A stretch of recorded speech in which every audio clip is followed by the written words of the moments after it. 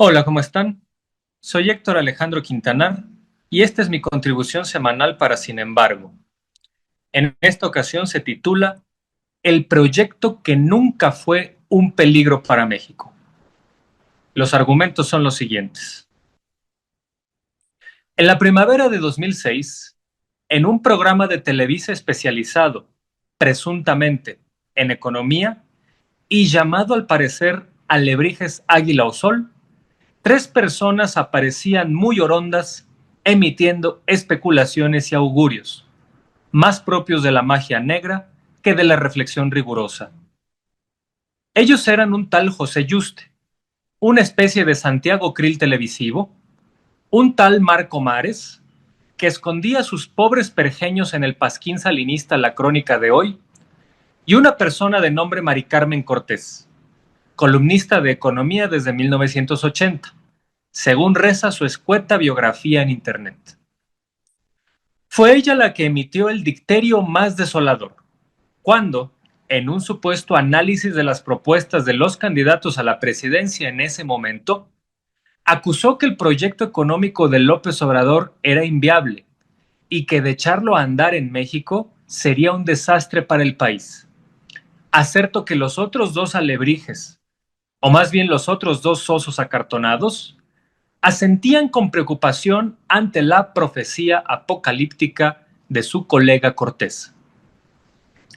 Ese tono era el mayoritario en los grandes medios electrónicos de ese año 2006, cuando aún la Internet no era la plataforma central del espacio público y la conversación política. El arsenal de diatribas contra la propuesta económica de López Obrador era extenso. A la par de los dichos de los alebrijes televisivos, estaban otras formas de propaganda sucia.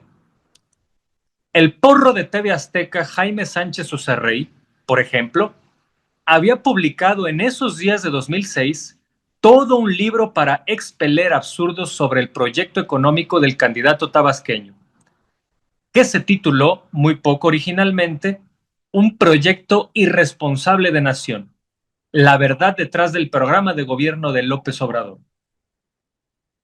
El libro era un olvidable panfleto donde el autor, Sánchez Ucerrey, desparramaba sus prejuicios obsesivos. Y no se menciona esto de forma gratuita. A la par de ese texto, circulaba otro del mismo autor titulado, esta vez de forma soporífera y ñoña, La Victoria, una baratija de ficción, supuestamente novela política, donde Sánchez se ponía a especular qué pasaría si López Obrador ganara las elecciones en esa coyuntura de hace 20 años. El resultado fue un irrelevante panfleto donde el autor solo se reveló como peor novelista que analista, lo cual ya es decir mucho, y mostraba su falta de rigor o su ignorancia o carencia de información, porque parte de su novela consistió en aventurar que López Obrador nombraría como secretario de Gobernación a Manuel Camacho y luego a René Bejarano. Mal lector de periódicos, Sánchez nunca se enteró que desde meses atrás López Obrador publicó que de ganar la presidencia nombraría en su gabinete a Juan Ramón de la Fuente, Marcelo Ebrard y José María Pérez Gay, cuestión que cumplió sin ambajes en 2018, salvo por Pérez Gay, a quien ya no pudo invitar a colaborar en su gabinete porque había fallecido en 2013. Nunca se cumplió la profecía de que iba a nombrar a René Bejarano o a Manuel Camacho en algún encargo. Todas esas redundantes mesas de supuestos análisis televisados en aquel 2006, las tediosas mesas radiales donde locutores histriónicos departían con ideólogos pedantes para coincidir en las iniquidades del populismo, infinitos ensayos en revistas literarias donde se explicaba que López Obrador es una amenaza antidemocrática porque nació en el trópico, literatura de ocasión que auguraba el Armagedón si ganaba el peje, eran en el fondo todo eso versiones un poco más sofisticadas de la propaganda fascistoide del PAN, esa de que López Obrador era, entre comillas, un peligro para México por su proyecto económico. 2 décadas después, no se sabe si lo que todas esas voces obtusas tendrían que hacer es u ofrecer disculpas o desdecirse. Y es que los números hoy son un hecho histórico. Con todo y contraluces, y pese a una pandemia de impacto sin precedentes en un siglo, el proyecto de López Obrador, la llamada Cuarta Transformación y Claudia Sheinbaum, redujo la pobreza en México a su mínimo histórico, con 13.4 millones de personas salientes de esa condición.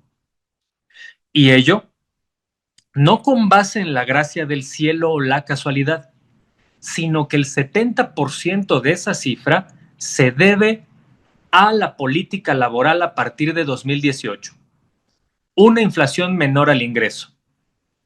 Es decir, los pobres dejaron de serlo porque el Estado hizo patente que su esfuerzo laboral tuviera el pago acorde.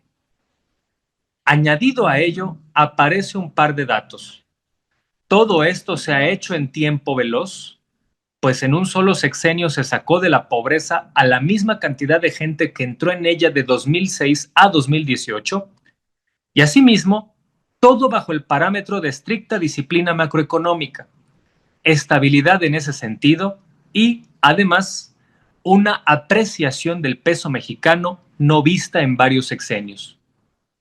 Al final, López Obrador, la llamada Cuarta Transformación y Claudia Sheinbaum no solo derrumbaron las grandes entelequias neoliberales y sus mitos dañinos, sino que demostraron que los supuestos fanáticos, mesías tropicales, aldeanos sin mundo y obtusos oscurantistas eran en realidad los que mejores méritos, credenciales y pericia técnica tuvieron para gobernar.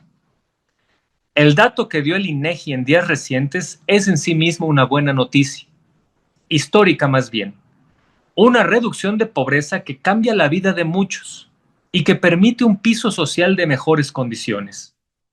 Y esa buena noticia en sí misma resalta por contraste, porque no solo ha desmentido a sus malquerientes históricos, sino que los desnuda por completo y pone en evidencia que cuando hablaban de fanáticos resentidos o demagogos ineptos, en el fondo estaban hablando de sí mismos y de su entorno. Y es que cuando se trata de hacer análisis político, la mejor herramienta es la historia, la evidencia, los precedentes, los hechos. Son ellos y solo ellos la fuente de una opinión política importante. Si bien nadie está exento de prejuicios o sesgos, estos deben siempre estar en diálogo honesto con la realidad, o de lo contrario nos dominan y lo que viene son anatemas gratuitos o especulaciones irracionales, que al no cumplirse nos deberían quitar credibilidad. En estos días deberían terminar por fin y para siempre los mitos que llevan más de 20 años en el debate público, acerca del peligro económico que encarnaba López Obrador, su entorno y Claudia Sheinbaum. Poco a poco, como los habladores que compiten con cojos, irán cayendo los otros mitos que completan la leyenda negra del obradorismo en la derecha mexicana. Quizá cuando esos mitos terminen de disolverse, será momento de autorreflexión y autocrítica, donde quizás se den cuenta que mucho de lo que han respaldado acríticamente no fue un peligro, sino un gran daño para México, y redundó en un daño para sí mismos porque eso los tiene políticamente empequeñecidos, irrelevantes, rabiosos y radicalizados. Ojalá lo noten pronto, aunque con la capacidad que han mostrado, no se antoja que tal cosa ocurra en este siglo. Muchas gracias.